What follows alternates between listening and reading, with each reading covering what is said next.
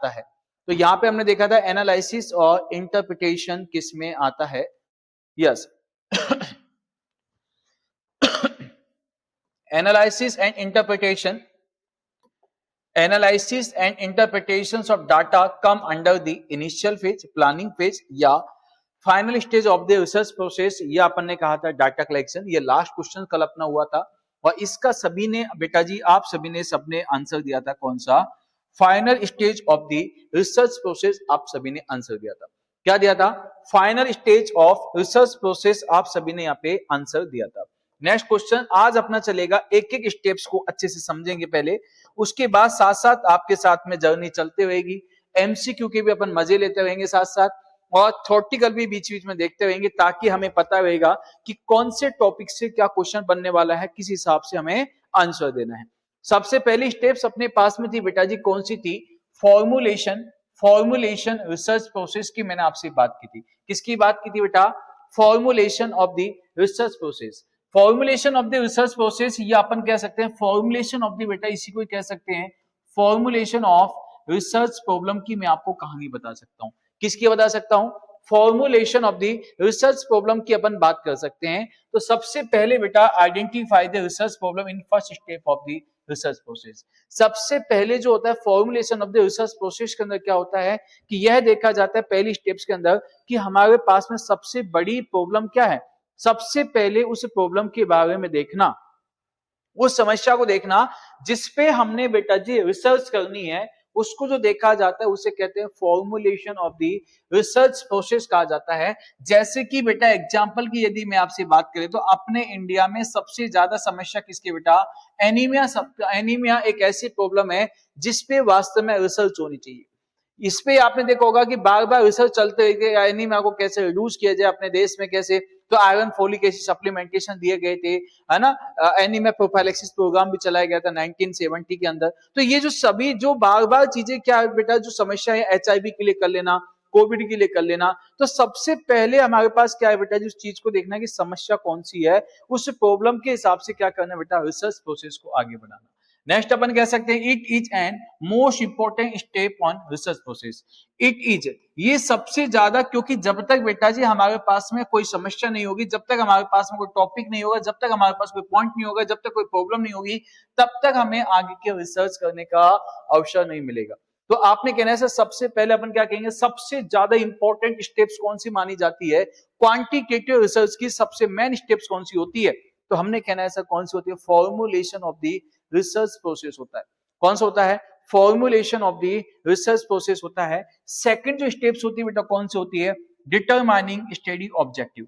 कौन सी होती है बेटा यहाँ पे? Determining study objective. और डिटरमाइनिंग स्टडी जो ऑब्जेक्टिव्स होती है वो क्या होती है बेटा? Provide guidelines. मतलब कि इसके माध्यम से हमने जो रिसर्च प्रोसेस को बेटा आगे बढ़ाना है, उसकी जो गाइडलाइन जो फिक्स की जाती है वो किस में की जाती है बेटा जी? यहाँ पे डिटरमाइनिंग स्टडी ऑब्जेक्टिव। और जब तक हमारे पास में ऑब्जेक्टिव नहीं होगा, जब तक हमारे पास में उद्देश्य नहीं होगा, हम अपने रिसर्च प्रोसेस को कैसे कंप्लीट कर पाएंगे? तो उसकी जो कंप्लीट जो गाइडलाइन जो बनाई जाती है, यस, जब अपना रिसर्च प्रोसेस आगे चलेगा तो कंप्लीट जो गाइडलाइन जो बनाई जाती है किसमें बनाई जाती है बेटा? यहाँ पे स्टडी ऑफ डिटरमाइनिंग ऑब्जेक्टिव्स के अंदर बनाई जाती है।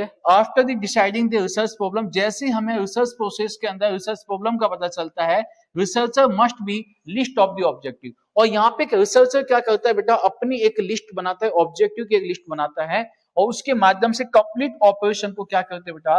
राइट डाउन करते हैं।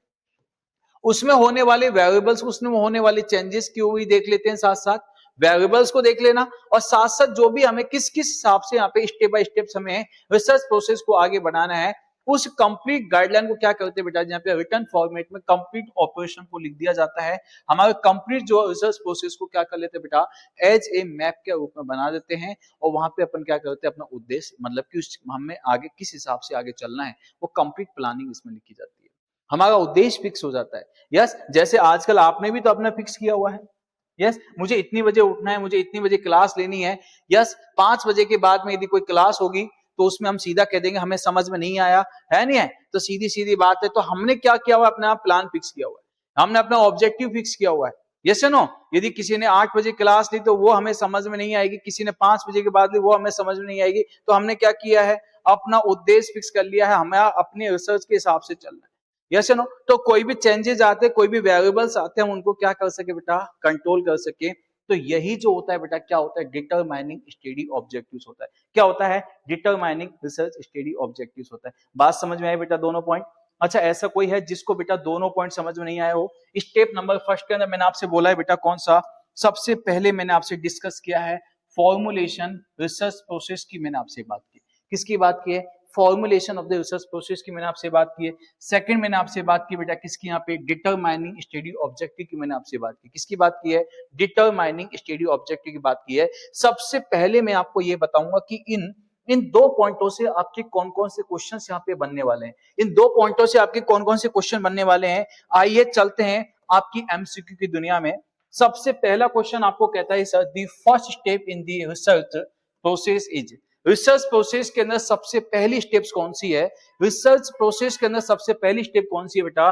ए option identify the research problem, B option है बेटा डाटा कलेक्शन, सी ऑप्शन है बेटा हाइपोथेसिस टेस्टिंग, और डी ऑप्शन है analysis of the data, analysis of the data. क्या बात है, क्वेश्चन सामने आना चाहिए, चैट बॉक्स स्टार्ट हो जाता है, इसको राफेल बना देते हो, धुआं धुआं उड़ा देते हो, यस गर्दा उड़ा देते हो। मैं कहता हूं क्वेश्चन तो बाद में देखा जाता है, आंसर पहले दिखता है।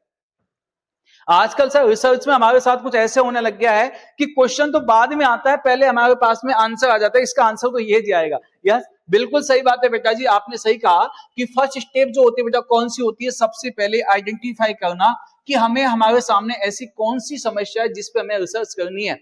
क्योंकि कहते हैं ना कि आवश्यकता ही आविष्कार की पूंजी होती है। जब तक हमारे पास में समस्या नहीं होती है, जब तक हम किसी भी चीज को खोजने की कोशिश नहीं करते हैं। अगर यदि आज हमारे पास में बेरोजगारी नहीं होती, यदि आज हमारे पास में बेरोजगारी नहीं होती, तो क्या हम ऑनलाइन क्लासेस को ढूंढ पाते? क्या आज आप इस प्लेटफॉर्म से जुड़ पाते? क्या यदि आपके पास में ऐसी समस्या नहीं होती, तो हमारे दिमाग में क्या चली, प्लानिंग चली, ढूंढो ढूंढो ढूंढो सबसे अच्छी एकेडमी कौन सी है, ढूंढो ढूंढो ढूंढो कहां से पढ़ना है।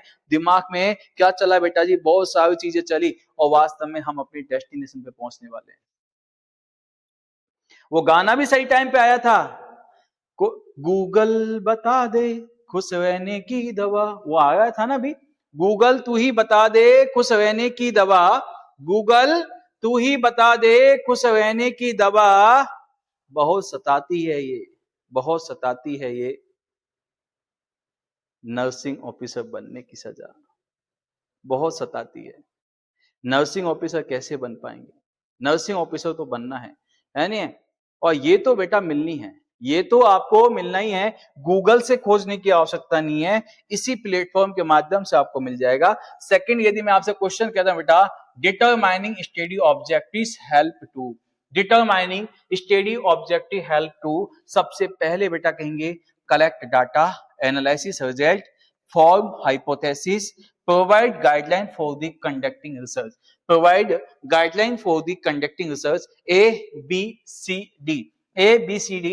बेटा जी जब जब भी आपके ऑब्जेक्टिव्स का नाम आएगा ना माय डियर, जब जब भी ऑब्जेक्टिव का नाम आएगा, आपके दिमाग में सीधा गाइडलाइन चला जाएगा। जब जब भी बेटा जी यहाँ पे दिमाग में आएगा बेटा क्या, तो जब जब भी आपके सामने दिमाग में आएगा ऑब्जेक्टिव, ऑब्जेक्टिव दिमाग में आते ही, ऑब्जेक्टिव दिमाग में आते ही आपके दिमाग में गाइडलाइन आ जाना चाहिए, और गाइडलाइन आएगा तो बेटा क्या आएगा, कंडक्टिंग रिसर्च, मतलब रिसर्च प्रोसेस जो गाइडलाइन बनाई जाती है वो किस में आ जाती है बेटा जी, यहाँ पे स्टडी ऑफ द ऑब्जेक्टिव में आती है। किस में आती है बेटा, स्टडी ऑफ ऑब्जेक्टिव। बिल्कुल सही आंसर दिया है माय डियर आप सभी ने। नेक्स्ट क्वेश्चंस की यदि मैं आपसे बात कर लेता हूं, नेक्स्ट क्वेश्चन चलते हैं। सिर्फ मैंने आपको दोनों पॉइंटों से क्या क्या क्वेश्चन बनेगा, देखिए मैं अब आपको सिलेबस के हिसाब से नहीं, मैं यदि चाहता तो बेटा आपके रिसर्च के 200 क्वेश्चन बना के आपको सॉल्व करा के चला जाता, नहीं, लेकिन मैंने प्लान किया कि पहले मैं आपको टॉपिक पढ़ाऊंगा, फिर उसके एमसीक्यू का, फिर टॉपिक पढ़ाऊंगा, फिर एमसीक्यू। दीज में बी बेस्ट, दीज में बी बेस्ट, क्योंकि जब आप सोने के लिए जाओगे ना नाइट को, तो नाइट को जब आपको नींद आने लगेगी ना एक बार आपके दिमाग में रिसर्च आएगी, इसका तो आंसर बी है, कहीं न कहीं आपके सपनों में भी आएगा, इसका तो आंसर सी था। आज तो ऐसे पढ़ाते हुए, आज तो रिसर्च इतनी, वास्तव में हम तो आंसर दे रहे थे, ऐसा भी होने लगेगा, रुक जाओ अभी। Yes, after identifying the research problem, after identifying the research problem, the researcher should be, जैसे ही आइडेंटिफाई हो जाती है रिसर्च प्रॉब्लम, उसके बाद में रिसर्चर क्या करता है बेटा, start data analysis, prepare the list of the state objective. अब आगे पढ़ने की आवश्यकता ही नहीं है मुझे, क्या है बेटा यहाँ पे, सबसे पहले जैसे ही प्रॉब्लम आइडेंटिफाई हो जाती है उसके बाद में बेटा हम क्या करते हैं यहाँ पे, ऑब्जेक्टिव की अपनी लिस्ट बनाते हैं। नेक्स्ट क्वेश्चंस की यदि मैं आपसे बात कर लेता हूँ, writing operation definitions variables is included, मतलब कि अपना ऑपरेशन को क्या करना, कंप्लीट रिसर्च प्रोसेस को, ऑपरेशन को राइट डाउन करना। राइटिंग ऑपरेशन डेफिनेशन मतलब कि जितने भी यहाँ पे वेरिएबल्स है सबके बारे में देख लेना, क्या क्या चेंजेस हो सकते हैं आने वाले समय में, वो किस में आता है बेटा, इसको कहते हैं data collection, sampling, determining the study objective या एनालिसिस फेज, या एनालिसिस फेज कहते हैं। कौन सा आपका यहाँ पे करेक्ट आंसर जाने वाला है बेटा, analysis phase, determining study objective, sampling या डाटा कलेक्शन, या data collection, A B C D, which is the right answer. यहाँ पे आपका बिल्कुल ही करेक्ट आंसर जाने वाला है बेटा, कौन सा जाएगा यहाँ पे, डिटरमाइनिंग स्टडी ऑब्जेक्टिव आपका करेक्ट आंसर हो गया। दोनों पॉइंट मुझे जहां तक लगता है कि अब आपके समझ में आ गया है कि सबसे पहले पॉइंट में हमने डिस्कस किया था रिसर्च प्रॉब्लम को देखना, आइडेंटिफाई करना। दूसरा जो स्टेप है हमारे पास कौन सा है बेटा यहाँ पे, डिटरमाइनिंग स्टडी ऑब्जेक्टिव, कौन सा है, डिटरमाइनिंग स्टडी ऑब्जेक्टिव।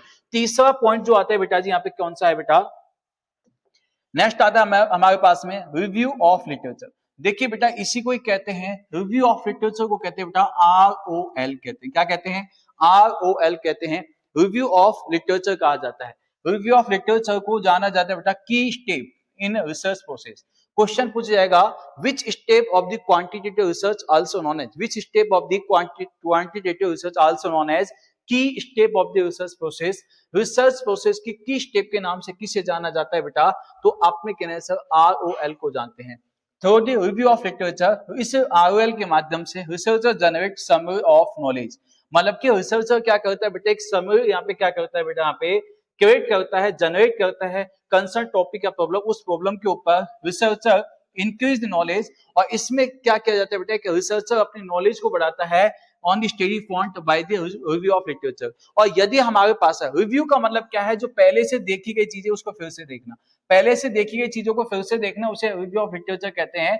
मतलब कि जो चीजें हमारे पास में खोजी गई है उसको वापस खोजने के बजाय उसी को देख लीजिए, ताकि आप समय से बच सकते, टाइम कंज्यूमिंग होने से बचा जा सके, डुप्लीकेशन और रिप्लीकेशन होने से बचा जा सके। तो आप सीधा कह सकते हैं बेटा, by review of literature researcher can prevent, इस रिव्यू ऑफ लिटरेचर के माध्यम से रिसर्चर प्रिवेंट होता है बेटा किसके माध्यम से, duplications and replications of the same research. मतलब कि एक रिसर्चर डुप्लीकेशंस और रिप्लीकेशंस से यहाँ से बच जाता है। जैसे अपन कह सकते हैं सर, हमें यदि एग्जाम देना है HSC का, हमें एग्जाम देना है HSC का, हमें एग्जाम देना है DMER का, हमें एग्जाम देना है नॉलसेट का, तो आप क्या करते हैं, सबसे पहले वो देखते हैं कि पहले कंपटीशन के हिसाब से HSC में कौन कौन से क्वेश्चन आए थे, आपने पहले उसी को ही देखा, ताकि हमें ये पता चलेगा हमें पढ़ना क्या चाहिए, सबसे ज्यादा फोकस किस पे करना है। तो पहले से खोजी हुई चीजों को हमने देखा, उससे हमारा टाइम भी बचा और उससे हमारा डुप्लीकेशन होने से बचे। जो चीजें हमें पहले से याद हैं उनको बार बार लिखने की आवश्यकता नहीं है। यही होता है बेटा डुप्लीकेशन और डुप्लीकेशन से बचने के लिए।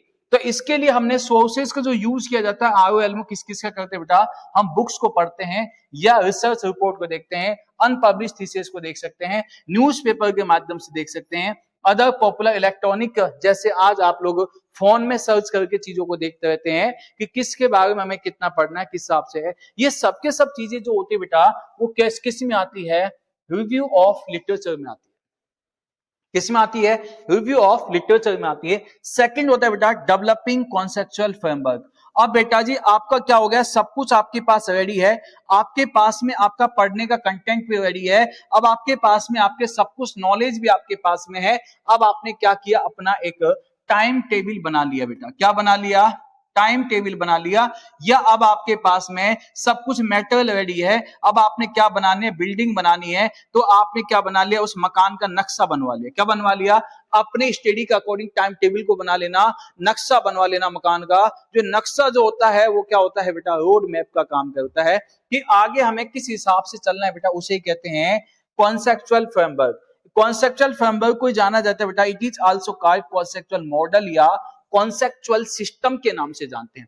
किस नाम से जानते हैं? कॉन्सेप्चुअल मॉडल या कॉन्सेप्चुअल सिस्टम के नाम से जानते हैं। अब क्या किया जाएगा बेटा? कॉन्सेप्चुअल मॉडल के अंदर डिफाइन किया जाता है set of relatively abstract and general concept that जो भी हमारे पास में क्या है बेटा जी, यहाँ पे जो भी हमारे पास में रिसर्च प्रोसेस है, उस रिसर्च प्रोसेस को कैसे डिसिप्लिन वे में आगे बढ़ाना है, उसको डिसिप्लिन वे में आगे बढ़ाने के लिए कंप्लीट अपने क्या कर लेते हैं, उसकी रूपरेखा बना लेते हैं या उसका टाइम टेबल बना, उसका मैप बना लेते हैं। अगर भाई आपने आपका पढ़ने के लिए आपने टाइम टेबल बनाया है कि मुझे दिन भर में क्या क्या करना है, दैट इज बेटा वही है आपका कॉन्सेप्चुअल फ्रेमवर्क।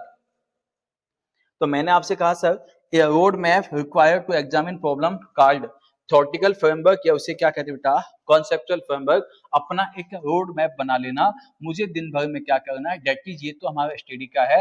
रिसर्च प्रोसेस को क्या करना है बेटा जी, यहाँ पे एक एक एक क्या कर लेना बेटा, रिटर्न फॉर्मेट में रेडी कर लेना, उसी अपन क्या कहते हैं बेटा जी, यहाँ पे कॉन्सेप्चुअल मॉडल कहा जाता है, कॉन्सेप्चुअल फ्रेमवर्क कहते हैं। बात समझ में आई? अभी तक मैंने आपको 4 पॉइंट डिस्कस किए हैं। सबसे पहले मैंने आपको बताया number 1 formulation of the research problem, second बताया मैंने डिटरमाइनिंग स्टडी ऑब्जेक्टिव्स, और थर्ड मैंने आपसे बात की ROL, फोर मैंने आपसे बात की डेवलपिंग कॉन्सेप्चुअल फ्रेमवर्क। किसकी बात की है? डेवलपिंग कॉन्सेप्चुअल फ्रेमवर्क की मैंने आपसे बात की। चलो आइए मैं आपको लेके चलता हूं, इस MCQ की दुनिया में लेके चलता हूं, MCQ की दुनिया में लेके चलता हूं। अब मैं 2 पॉइंट से ही आपको MCQ बनाने वाला हूं। चल क्वेश्चंस बन जा, चल MCQ बन जा। आ जाइए, MCQ आपके सामने आ गया है।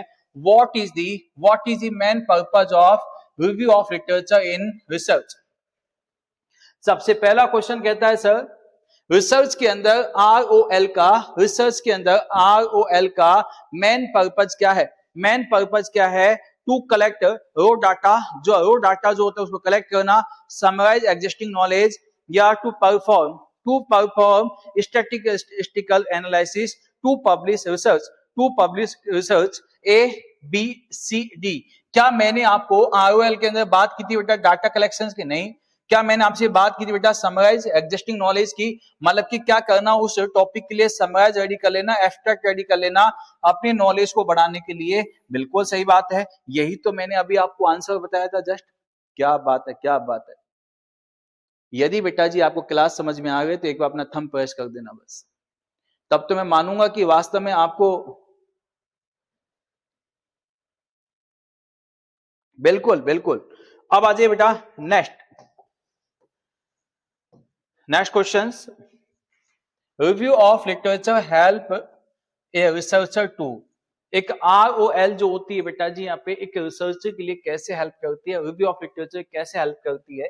Increase errors in research process के अंदर यदि कोई भी त्रुटि होती है, कोई भी एरर्स आता है, उसे बचाती है।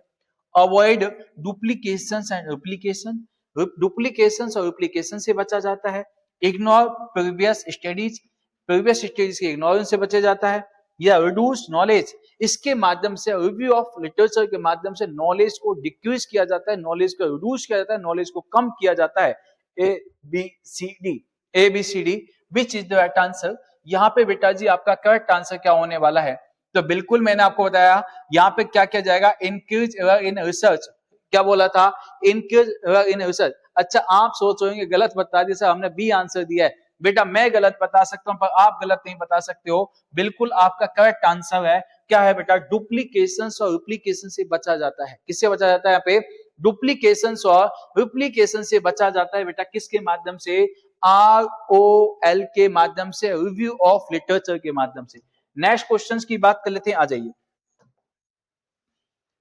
Which of the following is not a source of review of literature? इनमें से कौन सा रिव्यू ऑफ लिटरेचर का सोर्स नहीं है? इनमें से कौन सा रिव्यू ऑफ लिटरेचर का सोर्स नहीं है? Book, research report, newspaper, personal opinion without evidence, personal opinion without evidence, personal opinion without evidence. क्या बात है, क्वेश्चन में कंप्लीट नहीं होता उससे पहले आंसर आ जाते हैं। क्वेश्चंस बेटा कंप्लीट नहीं हो पाते हैं उससे पहले आंसर आ जाते हैं। यही तो आपका कमाल है, यही तो आपका कमाल है। और वास्तव में यदि ऐसे बच्चे मिले तो पढ़ाने का भी मन करता है। यस शाबाश शाबाश शाबाश, एक बार अपना थंब प्रेस कर दीजिए, एक अच्छी सी स्माइल दे दीजिए, because your smile give me glucose, your response give me glucose. और यदि आप चाहते हैं ग्लूकोज ऐसे मेंटेन बना रहे तो आपका बेटा जी क्या आना चाहिए, स्माइल आनी चाहिए, आपका एक थंब प्रेस होना चाहिए और मुझे लगना चाहिए कि वास्तव में मैं पढ़ाने में लगा हुआ हूँ आपको। और इस क्वेश्चंस का आंसर भी मुझे विश्वास है कि आप बहुत अच्छी तरीके से इस क्वेश्चंस का आंसर देने वाले हो बेटा जी। एक conceptual framework is also known as, क्या बात है क्या बात है। यस, मैंने हंसना सीखा है, मैं नहीं जानता रोना, वर्षा करता पल पल मेरे जीवन में सोना। सोनू बेटा, मैंने प्लानिंग तो बहुत अच्छे से की हुई थी बेटा सोनू, और अच्छा हुआ, कई बच्चों ने मुझे खुश भी किया है, नहीं है। चलो, एक conceptual framework is also known as, conceptual framework को किस नाम से जाना जाता है बेटा, सबसे पहले कहते हैं डाटा कलेक्शन टूल के नाम से, स्टैटिकल स्टेट के नाम से, टेस्ट के नाम से, कॉन्सेप्चुअल मॉडल या सिस्टम के नाम से, सैंपलिंग मेथड्स के नाम से। सैंपलिंग मेथड, मैं यहाँ पे सैंपलिंग मेथड्स के नाम से। कॉन्सेप्चुअल फ्रेमवर्क का दूसरा नाम क्या है, कॉन्सेप्चुअल फ्रेमवर्क का दूसरा नाम क्या है, आपने कहा सर डाटा कलेक्शन टूल होता है, क्या होता है, डाटा कलेक्शन टूल होता है, कॉन्सेप्चुअल मॉडल या सिस्टम। बिल्कुल सही सही बात है, आपका सी आंसर बिल्कुल ही बेटा जी यहाँ पे करेक्ट आंसर चला गया, कॉन्सेप्चुअल मॉडल या सिस्टम। आइए मैं अब आपको लेके चलता हूँ आपकी नेक्स्ट स्टेप। पहली स्टेप मैंने आपसे बताई थी बेटा कौन सी होती है, सबसे नंबर वन आर ओ, मतलब कि सबसे number one formulating research problem, second objective, तीसरे आरओएल, चौथी कॉन्सेप्चुअल फ्रेमवर्क की मैंने आपको बोला। नेक्स्ट यदि मैं अब आपको लेके चलता हूँ, आ जाइए, सबसे नेक्स्ट अपनी स्टेप आती है फॉर्मुलेटिंग हाइपोथेसिस या अजम्पशन। क्या कहना बेटा, हाइपोथेसिस या अजम्पशन। देखिए बेटा दो चीज होती है, किसी भी चीज को एक्सपेरिमेंट करके सही मानना, किसी भी चीज को प्रूफ करके सही मानना, उसे कहते हैं हाइपोथेसिस। और बिना उसको एक्सपेरिमेंट किए किसी की सीनी सुनाई बातों पे विश्वास करके ही सही मान लेना, बिना एक्सपेरिमेंट के सही मानना, बिना प्रूफ किए ही सही मान लेना, उसे कहते हैं अजम्पशन। क्या कहते हैं, अजम्पशन। तो सबसे पहले मैं आपसे कहूंगा बेटा फॉर्मुलेटिंग हाइपोथेसिस या अजम्पशन। और फॉर्मुलेटिंग हाइपोथेसिस अजम्पशन, तो यहाँ पे दो चीजें है बेटा, सबसे पहले तो क्या है बेटा हाइपोथेसिस, दूसरी क्या होती है बेटा अजम्पशन। दोनों को बेटा अलग अलग समझ के देखते हैं। सबसे पहले होती है हाइपोथेसिस। हाइपोथेसिस क्या होता है, गैस होता है, gas calculated by researcher, gases calculated by researcher. मतलब कि हाइपोथेसिस क्या होता है, जो एक गैस किया जाता है, अनुमान किया जाता है, अनुमान किया जाता है किसी भी रिसर्चर के माध्यम से किया गया अनुमान, या इमेजिनरी एक्सपेक्टेड रिलेशनशिप, मतलब कि एक अपने सपोजिशंस होता है, इमेजिनरी क्या होता है बेटा एक्सपेक्टेड रिलेशनशिप होता है बिटवीन टू या मोर वेरिएबल्स, दो या दो से अधिक, दो या दो से अधिक वेरिएबल्स के बीच में क्या करना है, रिलेशनशिप को देखना है, सिर्फ इमेजिनेशन करना, हाइपोथेसिस आर टेंटेटिव आंसर होता है। हाइपोथेसिस हाइपोथेसिस जो होता है बेटा वैसे तो एक टेंटेटिव आंसर होता है रिसर्च क्वेश्चन का, लेकिन बेटा इसकी जो वास्तविकता होती है, इसकी जो रियलिटी होती है बेटा, उसको बेटा जी टेस्टेड किया जाता है किसके माध्यम से, एक्सपेरिमेंट के माध्यम से।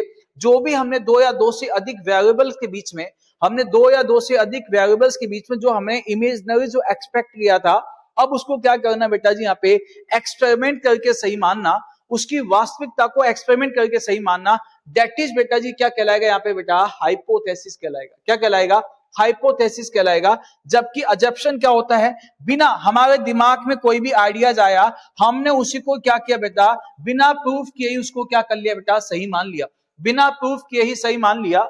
Yes, an idea that is expected as being true without the proof या एम्पिरिकल स्टडी, मतलब कि बिना उसको प्रूफ किए, बिना उसको एक्सपेरिमेंट किए ही सही मान लेना, उसे अजम्पशन कहते हैं। अगर जिसका मतलब ही क्या है बेटा, ए सपोजिशन है। क्या है, ए सपोजिशन है, मतलब कि बिलीव दैट इज, मेरे से किसी ने कहा कण कण में भगवान है, मेरे से किसी ने कहा कि कण कण में भगवान है, मेरे से किसी ने कहा कि God are present in every particles, universal God, God is universal, सभी जगह है।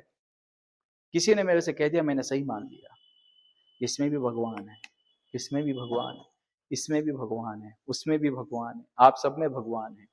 यस, दैट इज क्या बेटा, सब assumption, an idea that is accepted a being true without proof या empirical study, believe that is there is a supernatural power, मतलब god, which control whole universe. मेरे से किसी ने कहा कि इस कंप्लीट सृष्टि को चलाने वाला जो है वो भगवान है। क्या बोला, इस कंप्लीट सृष्टि को चलाने वाला कौन है बेटा, भगवान है, भगवान प्रत्येक पार्टिकल में जिंदा है। तो मेरे से ये चीजें जो आई है बेटा वो क्या है बेटा, एक अजप्शन है। क्या है, अजप्शन। क्या किसी ने इस चीज को प्रैक्टिकल करके बोला, नहीं बोला, लेकिन हम इसी अजप्शन को सही मान लेते हैं, वही होता है बेटा अजप्शन। यस, प्रूफ करके सही मानना हाइपोथेसिस होता है, और सीधा मान लेना बेटा उसे क्या कहते हैं, अजप्शन कहते हैं। आपको हाइपोथेसिस और अजप्शन में डिफरेंस पता चल गया दोनों।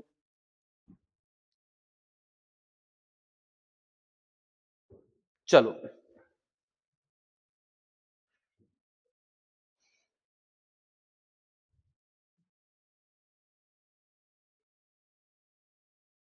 चलो नेक्स्ट आ जाइए questions. What is the hypothesis in research? What is a hypothesis in research? Research के अंदर hypothesis का मतलब क्या है, a proven fact या a final conclusions, a statistical methods या a tentative answer या guesses by the researcher। एक tentative answer होता है जो guesses किया जाता है रिसर्चर के माध्यम से, a b c d, a b c d, which is the right answer, which is the right answer, a proven fact, A proven fact data आना, या बेटा टेंटेटिव आंसर होना, टेंटेटिव आंसर या गैसेस बाय द रिसर्चर, किसी भी researcher के माध्यम से टेंटेटिव आंसर का आना, वो कहलाता है ए बी सी डी। क्या बात है, आप सभी ने बेटा जी यहाँ पे करेक्ट आंसर दिया है बेटा, क्या होगा, एक टेंटेटिव आंसर या गैसेस बाय द रिसर्चर, किसी भी रिसर्चर के माध्यम से क्या आना बेटा, एक टेंटेटिव आंसर या गैसेस का आना ही क्या कहलाता है बेटा, यहाँ पे हाइपोथेसिस कहलाता है। क्या कहते हैं उसे, हाइपोथेसिस कहते हैं। सेकंड यदि अपन बात कर लेते हैं, hypothesis describe, a hypothesis describe only one variables, no relationship between the variables, only one variables, no relationship between the variables, and expected relationship between two or more variables, दो या दो से अधिक वेरिएबल्स के बीच के रिलेशंस को देखना। Yes, एक डाटा कलेक्शन मेथड्स, ये एक डाटा कलेक्शन मेथड्स होता है, A B C D, which is the right answer. यहाँ पे आप सभी ने फिर से, यहाँ पे आप सभी ने बेटा फिर से करेक्ट आंसर दिया है, अकॉर्डिंग टू योर टॉपिक्स आप जो चले हुए हैं, यहाँ पे आप सभी को बहुत ही जबरदस्त यहाँ पे क्या मिला हुआ बेटा, आपको बहुत जबरदस्त आपने आंसर दिया हुआ है। यस, तो सबसे पहले आपने तीनों क्वेश्चंस के आंसर दिए हैं, बड़े जबरदस्त दिए हैं। यदि नेक्स्ट क्वेश्चंस की यदि मैं आपसे बात कर लेता हूं, तो इस क्वेश्चंस में भी आप बेटा बहुत ही अच्छे से आंसर देंगे। देगा in the example of the smoking and lungs cancer, smoking is an consider, इसमें स्मोकिंग को कंसिडर किया जाता है in the example of smoking, smoking के एग्जांपल में यदि मैं आपसे बात कर लेता हूं, और स्मोकिंग से क्या हो जाना बेटा यहाँ पे लंग्स कैंसर का होना, तो स्मोकिंग में कौन से टाइप का वेरिएबल है, स्मोकिंग कौन से टाइप के वेरिएबल्स में आता है बेटा यहाँ पे, इंडिपेंडेंट, डिपेंडेंट, कंपाउंडिंग, या बेटा कौन सी होती है, concern, A B C D, A B C D, which is the right answer. आपका करेक्ट आंसर इस हिसाब से आना चाहिए कि वास्तव में मुझे लगे कि वास्तव में कुछ तो आपने पढ़ा है, वास्तव में कुछ तो आपने पढ़ा है। क्या बात है, क्या बात है, एक दूसरे की कॉपी करने में लगे हुए हैं, एक ने बोल दिया ए आंसर तो सबने बोल दिया ए आंसर, और मैंने भी बोल दिया आप सभी के साथ में ए आंसर। बोलो भोलेनाथ की जय, बोलो भोलेनाथ की जय, बोलो माता रानी की जय। माता रानी की कृपा अभी नहीं हमेशा आप पे बरसे रहे, आपका एग्जाम में आप कुछ इस कदर बेटा आंसर देके आए कि जैसे एग्जाम सेंटर से निकलो ना, तो एक बात बोल देना कि दम है तो सिलेक्शन रोक के बता दो, कि दम है तो सिलेक्शन रोक के बता देना। ये हमारे ऊपर कृपा बरसी हुई है। जय माता दी, जय माता दी। यस, अब चलते बेटा यहाँ पे नेक्स्ट। अभी तक हमने डिस्कस किया था हाइपोथेसिस अजम्पशन पे चले हुए, लास्ट क्वेश्चन आपका रहेगा। Yes, assumption in research are, hypothesis assumption का, अजम्पशन इन रिसर्च आर, सबसे पहले क्या होता है अजम्पशन, क्या है, scientifically prove fact, ideas accepted as true without proof, experiment research, या hypothesis tested in study. Hypothesis tested in study, A B C D, A B C D. अब बिना किसी चीज को एक्सपेरिमेंट किए सही मान लिया, बिना किसी चीज को एक्सपेरिमेंट करके सही मान लिया, दैट इज होता है अजम्पशन, दैट इज होता है अजम्पशन। यस, बिना किसी भी इंसान की क्लास को 1 घंटे देख के कह दिया नहीं सर ये तो सही नहीं है नहीं है, दैट इज अजम्पशन। अबे चेक तो कर लेना चाहिए था एक बार, जैसे ना, तो बेटा उसे क्या कहते हैं, idea accept without proof, without proof, बिना प्रूफ के ही क्या करना है बेटा उसको सही मान लेना, उसे क्या कहते हैं बेटा अजम्पशन कहते हैं। क्या कहते हैं अजम्पशन कहते हैं। आइए आगे चलते बेटा नेक्स्ट स्टेप पे। अब हमारे पास स्टेप्स आते बेटा सेलेक्टिंग रिसर्च अप्रोच या डिजाइन मेथोडोलॉजी। इसे कहते हैं बेटा रिसर्च डिजाइन कहते हैं या रिसर्च अप्रोच कह सकते हैं या मेथोडोलॉजी कह सकते हैं। सबसे पहले आपसे पूछा जाएगा what is the blueprint of the research process. Research process के अंदर ब्लूप्रिंट के नाम से किसे जाना जाता है? रिसर्च प्रोसेस के अंदर ब्लूप्रिंट के नाम से किसे जाना जाता है बेटा? ब्लूप्रिंट का मतलब है कि आपकी कंप्लीट जो प्लानिंग है रिसर्च प्रोसेस के अंदर वो कौन सी है। तो ब्लूप्रिंट का मतलब क्या है बेटा? कंप्लीट प्लानिंग, जिसके अंदर रिसर्चर डिजाइन ए फ्रेमवर्क, जिसमें रिसर्चर के क्या करता है बेटा? फ्रेमवर्क रेडी करता है, guide to use, planning, implementation और एनालिसिस। मतलब कि हमारा कंप्लीट रिसर्च प्रोसेस का जो होता है बेटा, एक जो कंप्लीट जो ढांचा बनाया जाता है वही जो एक फ्रेमवर्क होता है, जो गाइड होता है, जिसके अंदर प्लानिंग भी आती है, जिसमें इंप्लीमेंटेशन भी आता है, जिसमें क्या आता है बेटा? एनालिसिस आती है, जिसमें कंप्लीट रिसर्च प्रोसेस को देखा जाता है, वही क्या होता है बेटा? रिसर्च डिजाइन होता है। Research design is master plan. सबसे पहले आपसे कहेगा सर मास्टर प्लान के नाम से किसे जानते हैं? ब्लूप्रिंट के नाम से किसे जानते हैं? Yes, specially procedure and methods collecting information data essential the information research study, जिसके माध्यम से कंप्लीट रिसर्च स्टडी के बारे में हमें पता चलता है, जहां पे क्या हमें प्लानिंग करनी है, कैसे इंप्लीमेंटेशन करना है, एनालिसिस वगैरह कंप्लीट स्टडी जिसमें होती है बेटा, उसे कहते हैं रिसर्च डिजाइन। अब ये रिसर्च डिजाइन जो होती है बेटा, ये कितने टाइप की होती है? रिसर्च डिजाइन कितने टाइप की होती है बेटा? रिसर्च डिजाइन जो होती है माय डियर, ये दो टाइप की होती है। कितने टाइप की होती है? दो टाइप की होती है। टाइप ऑफ रिसर्च डिजाइन कौन कौन सी होती है बेटा? एक होती है बेटा एक्सपेरिमेंटल रिसर्च डिजाइन और दूसरी कौन सी होती है बेटा? नॉन एक्सपेरिमेंटल होती है। कौन सी होती है?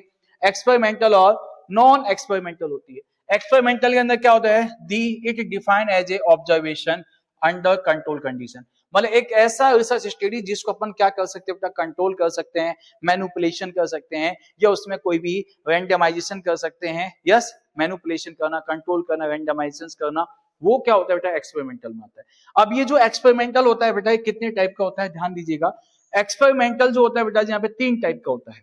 यदि मैं आपसे कहता हूं बेटा जी एक्सपेरिमेंटल रिसर्च डिजाइन कितने टाइप का होता है, तो आपने कहना है एक्सपेरिमेंटल जो होता है 3 टाइप का होता है। एक होता है ट्रू, एक होता है क्वासी और एक होता है बेटा प्री। कौन कौन से होते हैं बेटा? 3 टाइप के होते हैं। नंबर 1 ट्रू, क्वासी और कौन सा होता है बेटा? प्री। मेरे साथ साथ रिपीट करना, एक ऐसा रिसर्च प्रोसेस जिसको अपन मैनिपुलेशन कर सकते हैं, जिसमें बाहर से कोई भी वेरिएबल्स होते हैं, एक्सटर्नियस वेरिएबल्स होते हैं, उनको कंट्रोल किया जा सकता है और जिसका रैंडमाइजेशन किया जा सकता है। एक ऐसा रिसर्च प्रोसेस जिसको कंट्रोल किया जा सकता है, एक ऐसा रिसर्च प्रोसेस जिसको मैनिपुलेशन किया जा सकता है, एक ऐसा रिसर्च प्रोसेस जिसका रैंडमाइजेशन किया जाता है।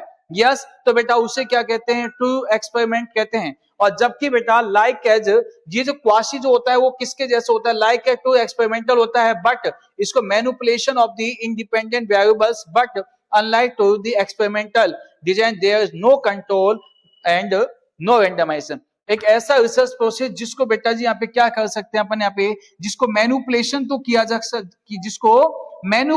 किया जा सकता है टू एक्सपेरिमेंटल के जैसे, लेकिन इसको क्या नहीं कर सकते बेटा? नो कंट्रोल और नो रैंडमाइजेशन, जिसको no control and no randomisation, जिसको कंट्रोल और रैंडमाइजेशन नहीं कर सकते, ओनली मैनिपुलेशन कर सकते हैं, उसे क्वासी कहते हैं, जिसमें मैनिपुलेशन भी होता है, कंट्रोल भी होता है, रैंडमाइजेशन भी होता है, उसे बेटा टू एक्सपेरिमेंटल कहते हैं। और प्री में क्या होता है बेटा? इट कंसीडर वेरी वीक, इसको सबसे कमजोर माना गया है, क्योंकि इसमें ना तो कंट्रोल होता है, ना इसमें रैंडमाइजेशन होता है, ना मैनिपुलेशन होता है। जिसमें no control, no randomisation, no manipulation, उसे क्या कहते हैं बेटा? प्री कहते हैं। वापिस बोलो मेरे साथ में, क्या क्या होगा?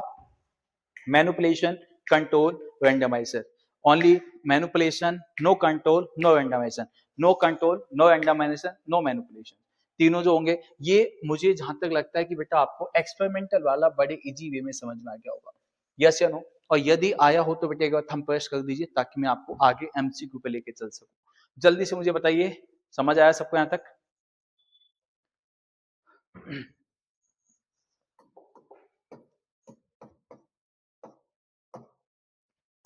क्वेश्चन नंबर फर्स्ट, शाबाश, आ जाइए क्वेश्चन पे चलते हैं।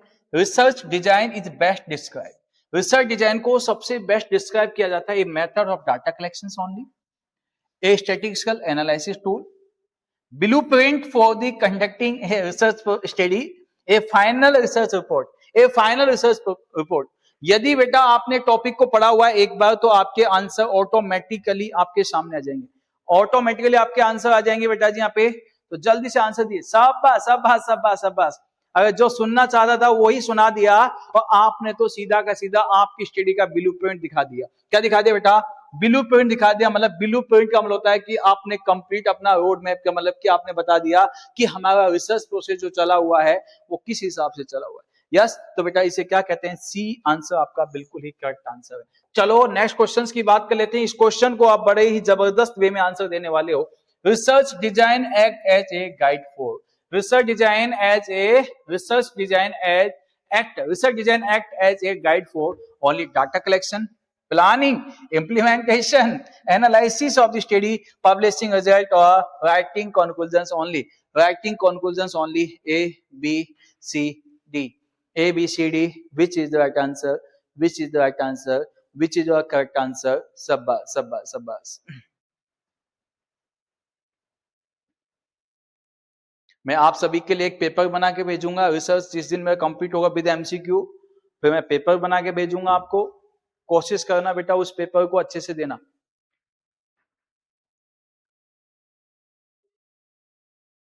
Best answer, okay. तो क्या आंसर है बेटा? बी आंसर सभी का यहाँ पे करेक्ट आंसर है। Next, the main purpose of the research design is, research design का मेन पर्पज क्या है? The main purpose of research design is increase error in the research, avoid data collection, ignore research objective, specify procedure and methods for data collections and analysis, and data collection and analysis. A, B, C, D. अब देखो आपको question देखते ही, अब आपको question देखते ही सीधा दिमाग में आंसर आएगा इसका, तो ये जाएगा। यस, तो सभी का डी आंसर बेटा यहाँ पे राइट आंसर है। चलो इस पे बात कर लेते हैं। Research design can be called as, research design can be called as, research design को कहा जाता है बेटा, research design can be called as master plan for the research study, master plan of the research study के नाम से जानते हैं, हाइपोथेसिस स्टेटमेंट के नाम से जानते हैं, सैंपल साइज के नाम से जानते हैं, अजम्पशन के नाम से जानते हैं, अजम्पशन के नाम से जानते हैं। तो बेटा रिसर्च डिजाइन को जाना जाता है बेटा, अभी जस्ट मैंने आपको बताया, इसे किस नाम से जानते हैं बेटा? मास्टर प्लान के नाम से जानते हैं। किस नाम से जानते हैं बेटा जी? यहाँ पे मास्टर प्लान के नाम से जाना जाता है। My dear future nursing officer, यदि आपके अंदर इतना पेशेंस है, यदि आपके अंदर इतना गट्स है, अपने अंदर इतना साहस है, तो बेटा आपको आपकी मंजिल पे पहुंचाने से कोई नहीं रोक सकता है। एक एक बातें नोट करके रखना कि एक अनजान से सर थे जिनको हम जानते भी नहीं थे, सिर्फ हमें लाइव दिखते थे, लेकिन जब वो कोई भी चीज बताते थे, पता नहीं क्यों फ्यूचर की बहुत सारी चीजें वो ऐसे ही बता देते थे। याद रखना बेटा जी, एक एक बात आपको बहुत याद आएगी। यस या नो? जब ये सेशन कंप्लीट होने के बाद जब आप याद करोगे, जब आप एग्जाम में जाओगे, तो आप कहोगे वाह, ऐसे क्वेश्चन तो सीधे सीधे हमने पहले ही सॉल्व कर लिए थे, सब हमें बोलने में लगे हुए थे, हम आंसर देने में लगे हुए थे। Experimental research design is defined, experimental research design को डिफाइन किया जाता है ऑब्जर्वेशन अंडर कंट्रोल कंडीशन, या study without control, random guessing methods, या data collecting without planning.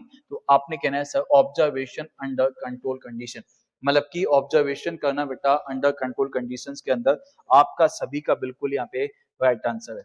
Next questions की मैं आपसे बात कर लेता हूं बेटा, which of the following is not a characteristics of A true experimental research design, इनमें से कौन सा कैरेक्टरिस्टिक ऐसा है जो बेटा ट्रू एक्सपेरिमेंटल में नहीं आता है?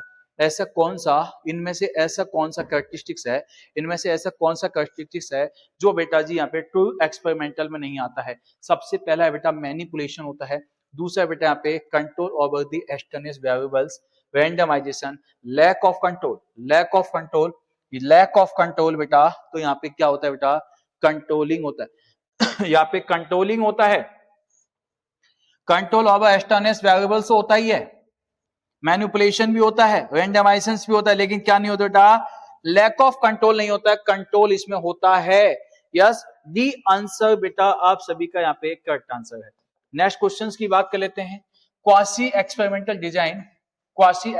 Design different from to experimental design because it lack of quasi experimental design differ from the two experimental design because it lack of, क्योंकि इसके अंदर कमी होती है, ये मैनिपुलेशन ऑफ द वेरिएबल्स की कमी होती है, ये control over the group and randomisation की कमी होती है, ऑब्जर्वेशन की या हाइपोथेसिस की। मैंने आपको बताया था क्वासी जो एक्सपेरिमेंटल होता है बेटा, क्वासी एक्सपेरिमेंटल के अंदर अपन क्या कर सकते हैं बेटा जी, यहाँ पे इसको मैनिपुलेशन तो कर सकते हैं लेकिन कंट्रोल और रैंडमाइजेशन नहीं किया जा सकता है। कंट्रोल और रैंडमाइजेशन नहीं किया जा सकता है बेटा, तो आपने आंसर देना है कौन सा जाएगा यहाँ पे, सी आंसर बेटा जी यहाँ पे आपका बिल्कुल ही करेक्ट आंसर चला जाएगा। क्या जाएगा, बिल्कुल ही करेक्ट आंसर जाएगा बेटा यहाँ पे कौन सा, सी या बी, बी आंसर आपका सभी का यहाँ पे करेक्ट आंसर चला गया, control over group and randomisation, B answer यहाँ पे आपका सभी का करेक्ट आंसर। शाबाश। Next, pre experimental design is consider weak because, pre experimental को बेटा जी यहाँ पे कंसीडर किया गया वीक बिकॉज, क्योंकि इसको वेरी वीक माना गया। क्यों माना गया है बेटा, it has full control and randomisation, इसको फुली अपन कंट्रोल कर सकते हैं, रैंडमाइजेशन कर सकते हैं। It uses advance statistical tool, इसमें एडवांस स्टैटिस्टिकल टूल का यूज करता है। It has very very little control and no randomisation, इसको वेरी वीक लिटिल कंट्रोल होता है ना रैंडमाइजेशन होता है। इट अवॉइड एक्सपेरिमेंटेशन, ये एक्सपेरिमेंटेशंस को अवॉइड करता है, ये एक्सपेरिमेंटेशंस को बेटा अवॉइड करता है। तो कौन सा आंसर यहाँ पे आपका करेक्ट होने वाला है, जल्दी से आंसर दीजिएगा, A B C D, which is the right answer, शाबाश। कौन सा यहाँ पे आपका करेक्ट आंसर जाने वाला है, शाबाश। सी आंसर बेटा आप सभी का यहाँ पे बिल्कुल ही करेक्ट हो गया, शाबाश। नेक्स्ट क्वेश्चंस, यहां जाके अपना दो टाइप का मैंने आपका रिसर्च डिजाइन की मैंने आपसे बात की। सबसे पहले मैंने आपका रिसर्च डिजाइन के अंदर बात की थी बेटा किसकी, यहाँ पे नंबर 1 मैंने आपको बताया एक्सपेरिमेंटल, और एक्सपेरिमेंटल के क्वेश्चन हमने देखे। अब चलते बेटा नॉन एक्सपेरिमेंटल रिसर्च डिजाइन, किसकी बात कर लेते हैं बेटा, नॉन एक्सपेरिमेंटल रिसर्च डिजाइन की मैं आपसे बात कर लेता हूँ। नॉन एक्सपेरिमेंटल रिसर्च डिजाइन के अंदर हमने कहना है सर, सबसे पहला होता है बेटा डेस्क्रिप्टिव, दूसरा होता है बेटा कोरिलेशन, कौन सा होता है बेटा, कोरिलेशन, तीसरा होता है बेटा कौन सा, एपिडेमोलॉजी, और चौथा कौन सा होता है बेटा, नेक्स्ट होता है सर्वे रिसर्च डिजाइन। कौन सा होता है, सर्वे रिसर्च डिजाइन आपने कहना है। सबसे पहले बेटा descriptive, it is used to observe, document and describe phenomena occurring in natural setting without any manipulations या कंट्रोल। मतलब कि जो भी क्या होते हैं, जो वास्तविक जो घटना होती है, कोई भी फिनोमिना जो होता है, कोई भी घटना जो होती है, उसको बिल्कुल बिना किसी मैनिपुलेशन के, बिना कंट्रोल किए क्या करना, उसको as it is natural setting में क्या कर देना, उसको डॉक्यूमेंट कर देना, जैसे आपने ऑब्जर्व किया था उसी हिसाब से क्या कर देना, उसको नेचुरल सेटिंग में ही बता देना, अपना बिना दिमाग लगे जो बात थी उसको सीधा सीधा बता देना, मतलब बिल्कुल उसमें फेर बदल नहीं करके सीधा डायरेक्टली उसी चीज के लिए बताना। तो बेटा जो नेचुरल सेटिंग में था उसे क्या कहते हैं, डेस्क्रिप्टिव कहते हैं। क्या कहते हैं, डेस्क्रिप्टिव। देखो बेटा जब लिखा होता है को रिलेशन, को का मतलब होता है दो के बीच में, को का मतलब क्या होता है बेटा, दो के बीच में, मतलब कि दो या दो से अधिक वेरिएबल्स के बीच में। Yes, it is used to study of the relationship of two और more variables without any intervention, बिना किसी इंटरवेंशन के ही क्या करना, दो या दो से अधिक, बिना किसी इंटरवेंशन के दो या दो से अधिक वेरिएबल्स के बीच के रिलेशन को देखना, बिना किसी इंटरवेंशन के ही दो या दो से अधिक वेरिएबल्स के बीच के रिलेशंस को देखना, उसे कोरिलेशन कहते हैं। एक होता है बेटा कौन सा, एपिडेमोलॉजी। एपिडेमोलॉजी क्या होते हैं बेटा, तो it is used to investigate the distributions and it is used to investigate the distribution and causes of the disease in population। आपने सीधी बात की होगी जब नाम आ गया बेटा एपिडेमोलॉजी का, एपिडेमोलॉजी की डेफिनेशन आपने कम्युनिटी में पढ़ी होगी, it is study of distribution determinations of the health related to state of events and specific populations. आपने ये बात डेफिनेशन पढ़ी होगी, मतलब कि एपिडेमोलॉजी के अंदर जो बात की जाती है डिस्ट्रीब्यूशन और डिटर्मिनेशन ऑफ द हेल्थ की बात की जाती है, या स्पेसिफिक कोई भी डिजीज की बात की जाती है, एपिडेमोलॉजी में आता है। नेक्स्ट आता है बेटा कौन सा, survey research design. Survey research design क्या होता है, it is used to collect information from the different subject within a population. मतलब कि क्या किया जाएगा बेटा, किसी भी सब्जेक्ट पे क्या करना, डिफरेंट क्या बेटा सब्जेक्ट पे क्या करना, इंफॉर्मेशन कलेक्ट करना। मतलब कि जो सर्वे मेथड जो आता है जिसके अंदर क्या किया जाएगा बेटा, यहाँ पे सेंसस किया जाएगा। पॉपुलेशन में जो जनगणना की जाती है, जो किसी भी चीज को लेकर जो जनगणना की जाती है, सेंसस किया जाता है, उसे बेटा सर्वे रिसर्च डिजाइन कहा जाता है। क्या कहते हैं, सर्वे रिसर्च डिजाइन कहते हैं। यदि आपको चारों टॉपिक अच्छे से समझ में आ गए बेटा, तो बेटा ये जल्दी से एक बार अपना थंब प्रेस कीजिए। मैंने आपको जो जो भी बताया है एक बार जल्दी से सबके लिए थंब प्रेस कर दीजिए, शाबाश।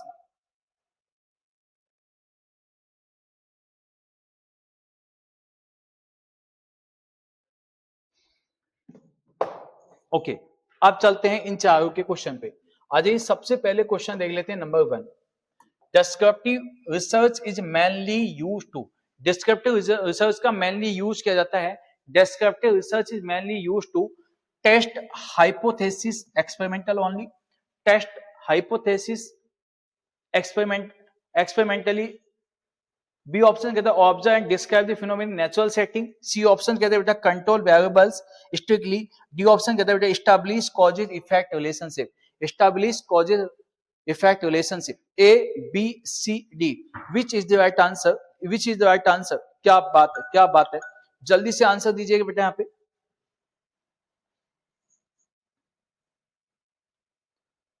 तो हमने कहा था बेटा जी यहाँ पे सबसे पहले क्या होता है, डेस्क्रिप्टिव मेथड्स के अंदर जो कोई भी फिनोमेना होता है, कोई भी घटना को क्या किया जाता है बेटा, नेचुरल सेटिंग में बताया जाता है। उसमें बिना कोई मैनिपुलेशन के, बिना कोई कंट्रोल के नेचुरल सेटिंग में उस घटना को डिस्क्राइब कर देना, मतलब कि सीधा बता देना। क्या आंसर जाएगा बेटा, बी आंसर। अब नेक्स्ट क्वेश्चन कहते हैं बेटा survey research design is used to, survey जो रिसर्च डिजाइन है यूज की जाती है किसके लिए बेटा, study disease causes, analysis laboratory, manipulate variables या collect information from the subject within a population. किसी भी पॉपुलेशन के बारे में बेटा इंफॉर्मेशन को कलेक्ट करने के लिए।